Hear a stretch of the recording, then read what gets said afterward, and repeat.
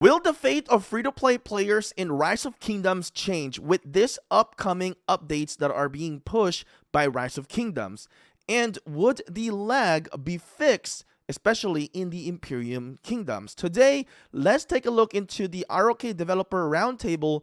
We have some questions and answers in here, some updates that are being given to us by Lilith Games. My name is Shinchi42. Today, we're going to present you this topic here today because I feel like there's going to be some major changes and I feel like the community needs to have some feedback into this. And I'm also going to give you what my take for this one, if it's good or a bad update.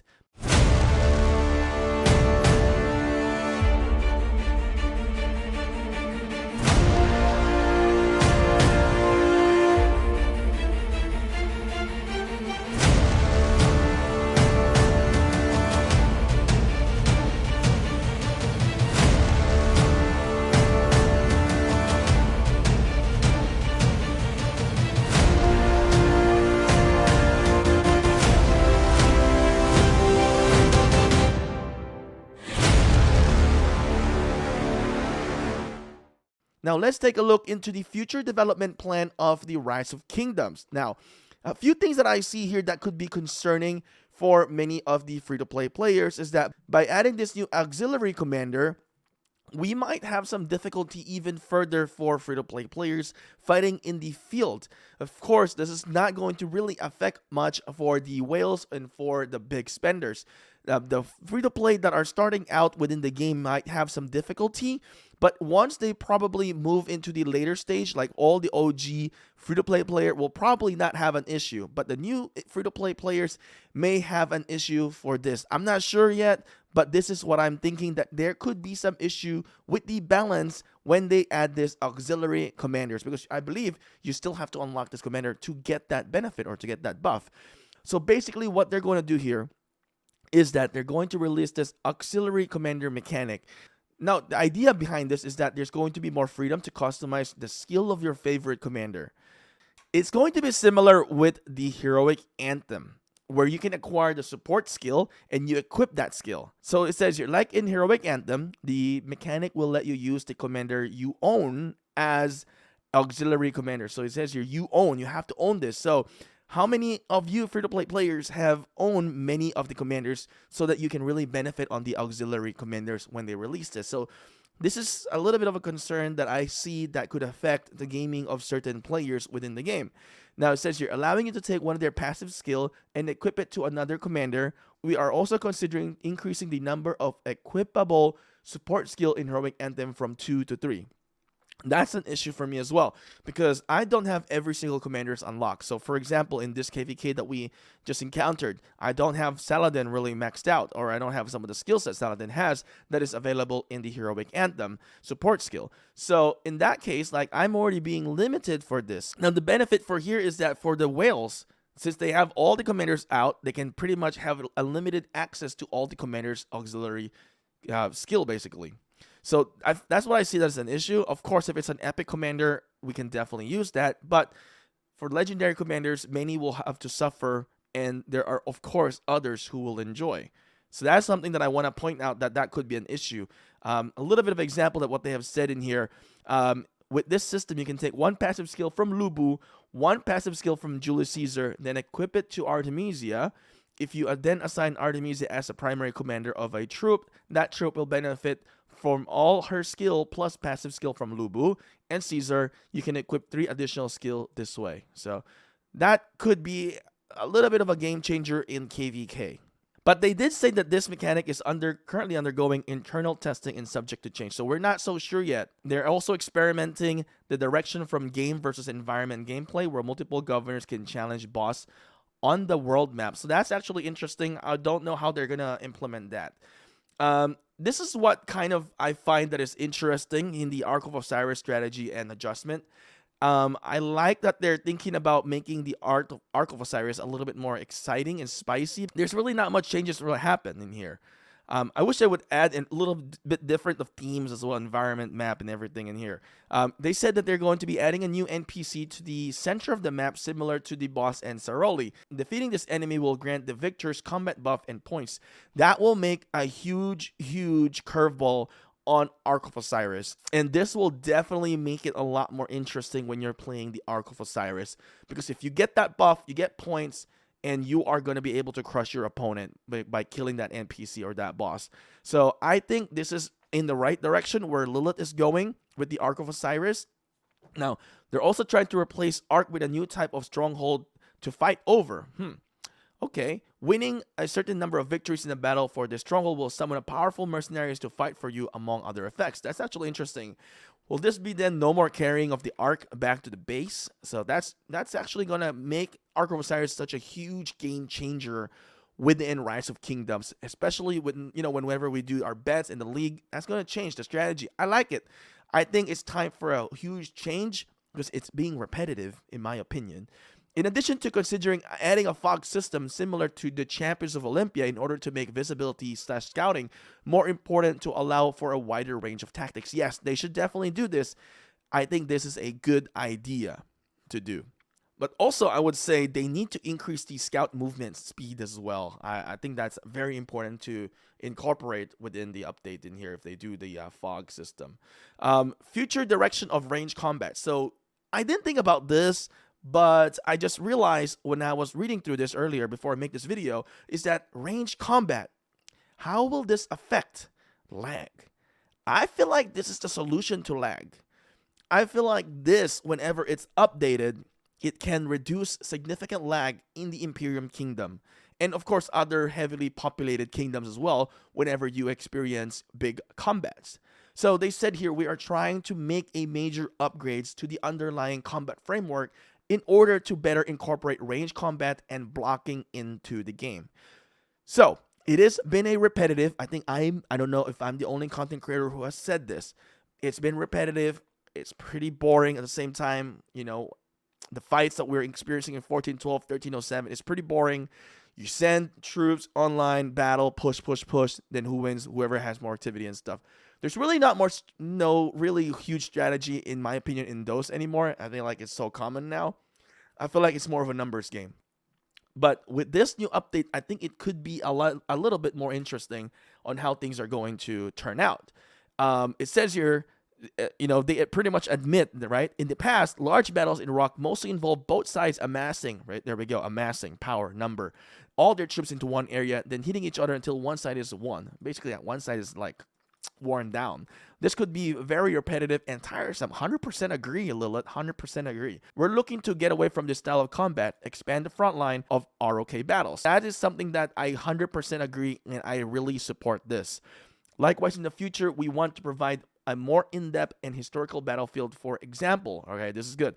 Adding in the field fortification and barricades used in many real-life battle to block enemy advance and slow down movement to buy time for defenders to organize themselves. This is good. This could help a lot of the lower seed kingdom, maybe free to play. This is good. I like this. This is a good little bit of a balance for the combat system in Rise of Kingdoms. A similar vein, walls would serve a cluster of kind of barrier, which is necessitate attackers to use siege weapons like the mangonels to destroy the wall and force defenders in a pitched battle. So I like the idea of this, building walls, maybe barricades. That's awesome. Then you got to use your siege, and with the range combat, boom, you got to take it out. And I think that is wonderful. I think Rise of Kingdoms is definitely taking a good step here into the future of the game, defining mobile RTS game again in a whole new level. If you guys don't know, Rise of Kingdoms is pretty much the pioneer of this new world RTS mobile gaming gameplay. It has never been done before. There is no other games like Rise of Kingdoms. Rise of Kingdoms have created an amazing game that is so unique, and this is why you and I continue to play this game, because of the unique gameplay mechanics, and yet they are coming up with something amazing and something new. You might say I'm biased of saying things to Rise of Kingdoms, but this is the reality, and deep in your heart that what I am saying is true. Now, for the hero types and updates, they are going to be making some series of changes to how new commanders are added, starting with adjusting the events. With the Wheel of Fortune, in addition to the existing leadership type commanders, you are now going to be able to see ranged commanders. So I'm excited. I wonder who are going to be the ranged commanders.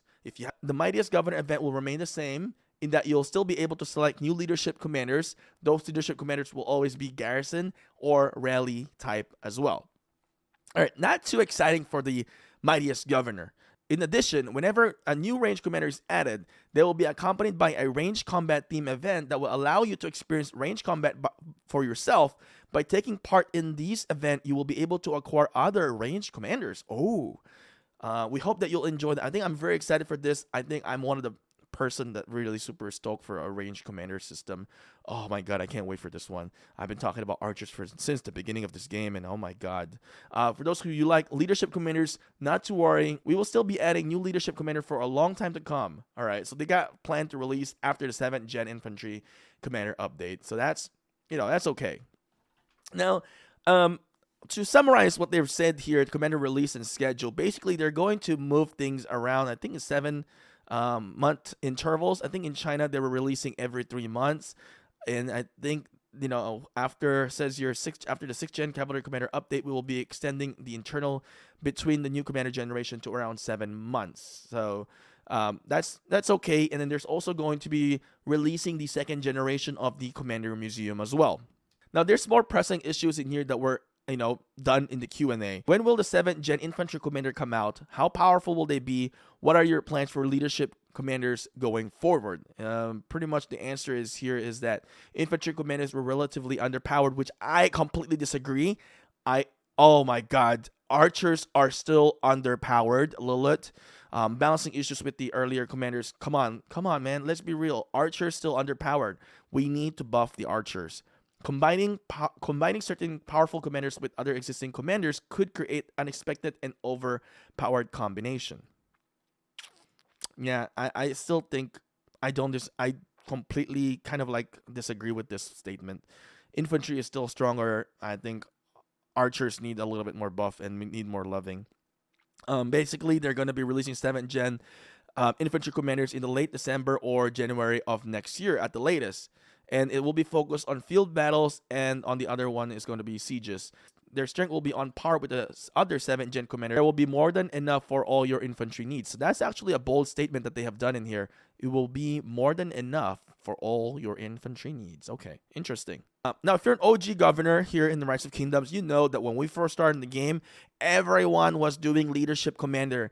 People were running with Scipio, people running with Julius Caesar, and those were the times where people are just doing random troops. They were just doing mixed troops. Now, I'm an OG guy here. Now, I am one of the pioneers here to create the single troop type when we were starting out in Rise of Kingdoms. I learned this from the Chinese team that I was playing with in K41. They were doing full cavalry, and I started doing contents about it, and then eventually the content of Rise of Kingdoms, or the gameplay of Rise of Kingdoms, have now shifted towards to the single troop type. What Rise of Kingdoms has now been thinking is that they're thinking about the role of the leadership commander, and they want to have a similar fashion to the garrison commander, because in the garrison commander now we can fill in whatever we want, right? That's what they have done. We will also continue to add new leadership commander, with the next one being added after the 7th Gen Infantry Commander update. So I'm curious on how things are going to turn out with this. They yet still to fix Hannibal Barca. They did say that before, and I don't know if they will be doing that. And I feel like they already have forgotten about Hannibal Barca. Poor guy. And about Charlemagne too. I think they said that they're going to fix them, but I think they have forgotten about it. Now, during the off-season, content is boring. You're just farming, gathering. There's really no fun stuff to do.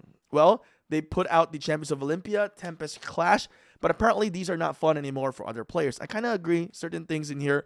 I wish Rise of Kingdoms will implement a gameplay that is more of a MOBA style, where you earn coins throughout the game, or that mode of the game, and you can buy equipments, and then you keep those equipments for that period of time, just like League of Legends or something like that, right? I think they should do something like that, or maybe the more you play, the more coins you get, you can buy gears and improve yourself, so it's more of a grind, and it's not a pay-to-win event on the off-season. I think that would be actually cool to keep players engaged with the game. Now, there's a few more things in here. Matchmaking, I don't really need to talk about this one. We know that's an issue.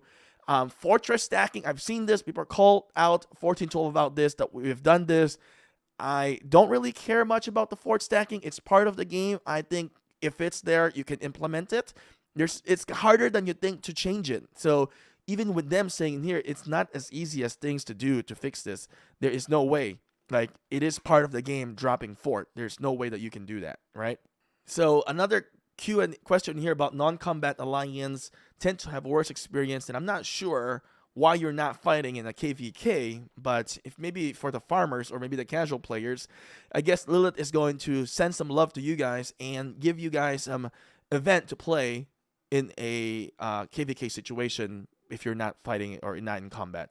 Question here is that will the game add more features like game merch, figurines, alliance player, customized gifts, etc.?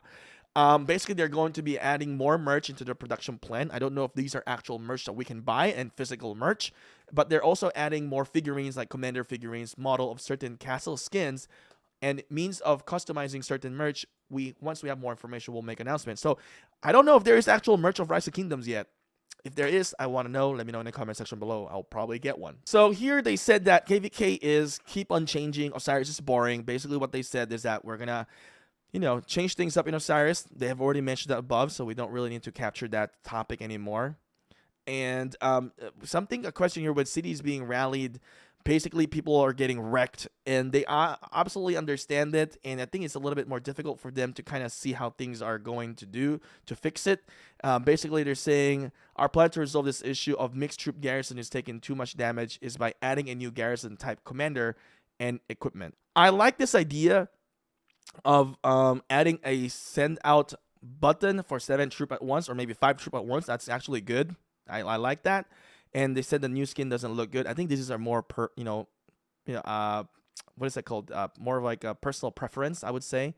Not enough community guides. Oh, we have a lot of community guides. I'm disappointed. But if you guys have any suggestion of like what type of community guides are you guys looking for, let me know in the comment section below, because I'll try to tackle them. Besides that, guys, I think this is some good information. So I think the update is going to be good and yet also bad, because until we see the changes, then that's the time we can say it's bad. But so far, I think it's good because all these changes will enhance the player's experience. But the only thing I'm concerned is about the free-to-play. For the most part, I think it's going to be a good path forward for Rise of Kingdoms as a game. Anyway, rockers, thank you guys for watching. I'll see you guys again next time.